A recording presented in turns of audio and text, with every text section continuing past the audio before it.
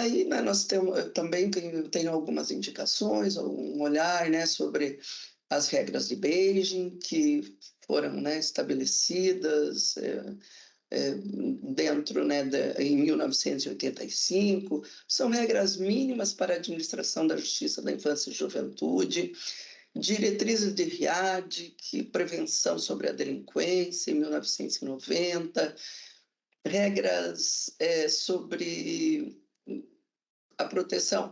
Quando eu coloco menores, e aí eu acho que vem um detalhe que na prática, no dia a dia, é muito relevante. Menores, nós vamos ver um pouquinho mais à frente, mas é uma palavra que não é adequada. Ainda que a nossa legislação, ainda que os operadores de direito, ainda que todas as equipes que, né, ou redes de apoio tenham, né,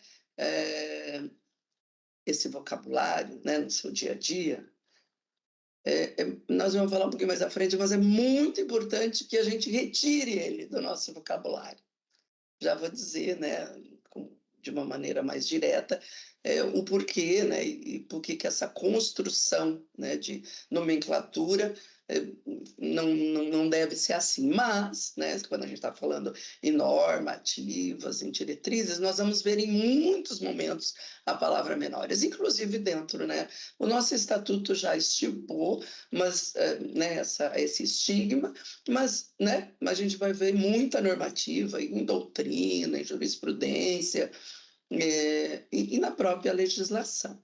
Aí tivemos a Convenção de Haia, que é uma diretriz de extrema relevância para quem pretende trabalhar com a criança e adolescente, onde são estabelecidos princípios básicos para a adoção internacional. É importantíssimo que se lide com isso, porque aqueles meninos e meninas que vão precisar do olhar mais direto dos senhores ou das senhoras, pode ser que lá na frente sejam, né, encaminhados à adoção internacional. A Convenção da OIT, número 182, de 1999, depois uma nova convenção número 138, de 2009, que fala um pouco dessa parte, né, do trabalho, de quando podem, né, e por que podem, e as condições de como um menino ou uma menina podem exercer essa condição. Quais os cuidados, o que é mais adequado, idade, o olhar efetivo que se deve ter a um adolescente que é inserido no âmbito de aprendizado, do aprendizado, né? A palavra dentro, a expressão mais adequada quando se fala de um adolescente que vai ser inserido no mercado de trabalho é aprendiz. A qualidade dele é de aprendiz. Por isso, ele tem direitos que precisam ser respeitados, ele precisa exercer essa atividade com uma qualidade extrema e sempre na qualidade de aprendiz, até 18 anos. Bem, passados esses aspectos mais amplos no olhar internacional, vamos falar do nosso caminho aqui, do Brasil, de como a gente avançou para nosso estágio atual.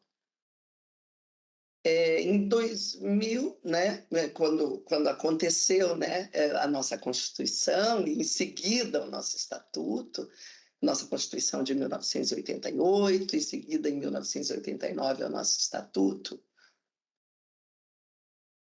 nós tivemos o avanço que é fruto de toda uma construção dentro de todo esse regramento que nós acabamos de falar, mas mais que isso, um trabalho muito intenso das redes de apoio, dos operadores de direitos, do sistema de justiça, para que chegássemos a esse artigo 227, que é o mais, né, o que nos dá toda a diretriz para a atuação com a criança e o adolescente. Então, lá no 227, ele disse de uma maneira textual, depois ele foi melhorado, ele teve algumas alterações, podem ver que essa que eu mostro é de 2010, é a última, né? No Estatuto a Constituição de 88, depois veio o Estatuto, mas em 88 a redação foi melhorada para 2010. E o que diz aqui? Diz que é dever da família, da sociedade, do Estado assegurar à criança, ao adolescente e ao jovem, ele inclusive aqui na Constituição ela é mais ampla, com absoluta prioridade o direito à vida, saúde, alimentação, educação, lazer, profissionalização, cultura, dignidade, respeito, liberdade, convivência familiar e comunitária, além de colocá-los a salvo de toda forma de negligência, discriminação, exploração, violência, crueldade e opressão. Eu fiz questão, assim, né, eu sei que os senhores estão visualizando o artigo 227, mas eu fiz questão de ler item por item, porque é a base de todo o trabalho. Quando se olha a criança e o adolescente como um sujeito de direitos com prioridade absoluta sobre todos os demais direitos, sobre todas as demais demandas da população, em qualquer faixa etária que não seja aquela de 0 a 18 anos, nós avançamos imensamente e nos colocamos enquanto operadores, enquanto atuantes nessa área, com uma responsabilidade muito grande. De tudo o que está escrito no 227, depois reproduzido no artigo 4º do Estatuto da Criança e Adolescente, o que destaca é que criança e adolescente é sujeito de direitos com prioridade absoluta e que esta obrigação de garantir esse direito não é só do Poder Judiciário, não é só da rede de apoio, não é só da família, é do Estado, e esse ponto seguinte é muito relevante, que é da sociedade. A sociedade foi colocada no mesmo patamar que a família e que o Estado. Para quem atua, a rede que atua e o profissional que lida com a criança e adolescente, principalmente com a finalidade de dar subsídio ao sistema de justiça, ao magistrado, esse olhar é essencial. A partir do momento que conseguimos entender a amplitude desse dispositivo legal, reproduzido por 2 vezes, uma na Carta Magna, na nossa Lei Maior, e depois, bem no início do Estatuto da Criança e Adolescente,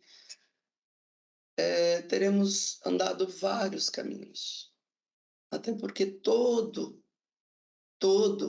o subsídio, tudo que vai se produzir, pode alcançar esse objetivo, que pode se ter, né, pode ajudar ao juiz, à juíza, a conseguir efetivamente trabalhar esse princípio e garantir que esse menino, essa menina tenha esse alcance.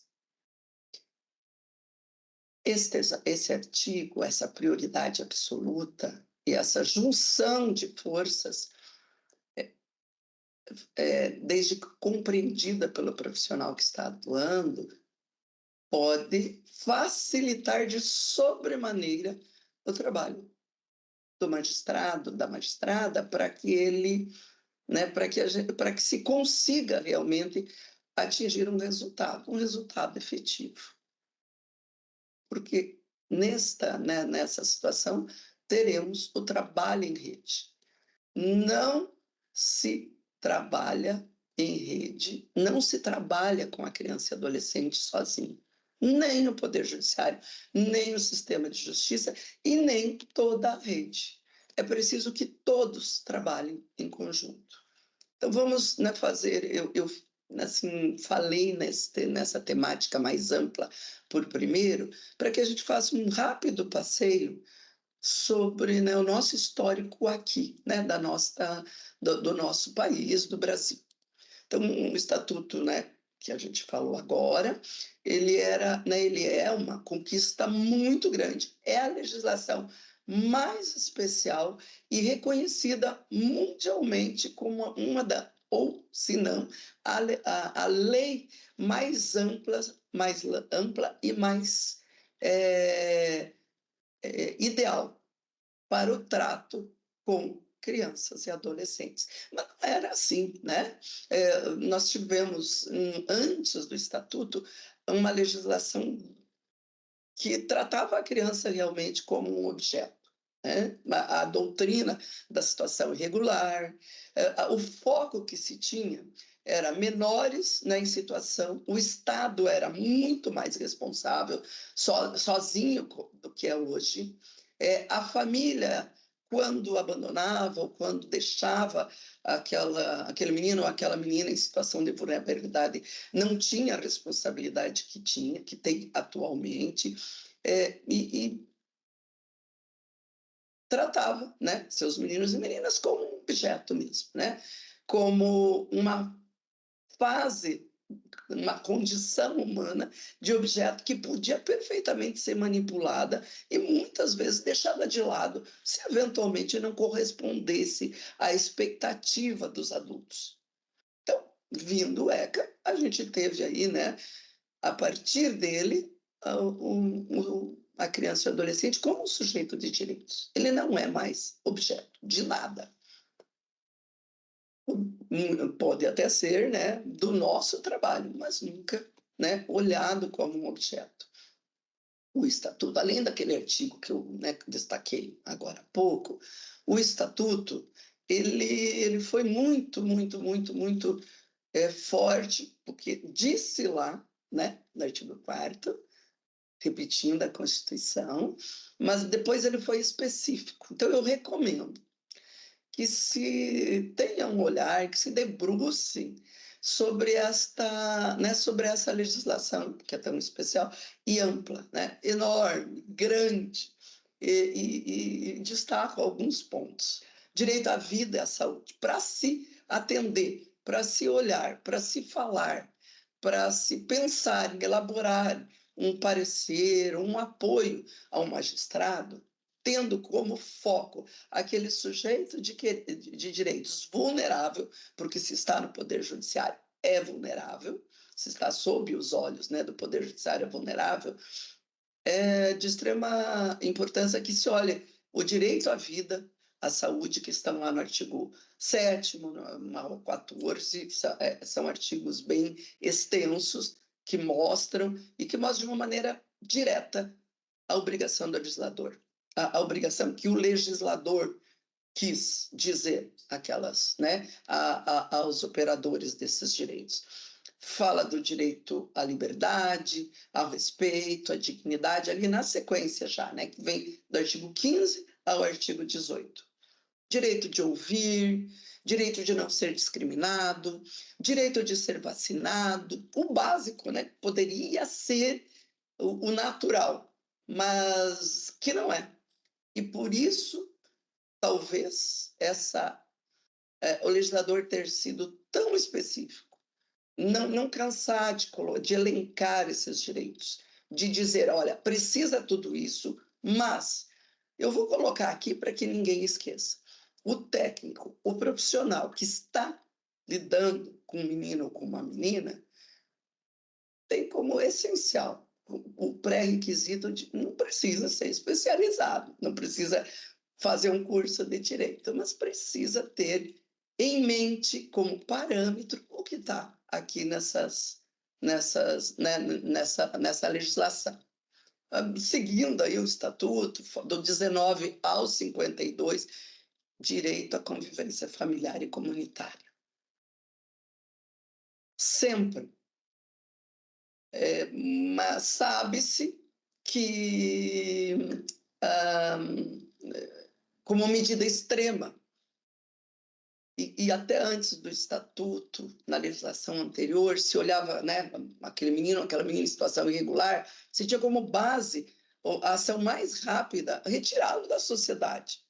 Ou colocá-lo num centro que a gente hoje chama de internação, mas que eram as FEBEMs, que eram, né, as cadeias públicas, porque estava incomodando a sociedade, né?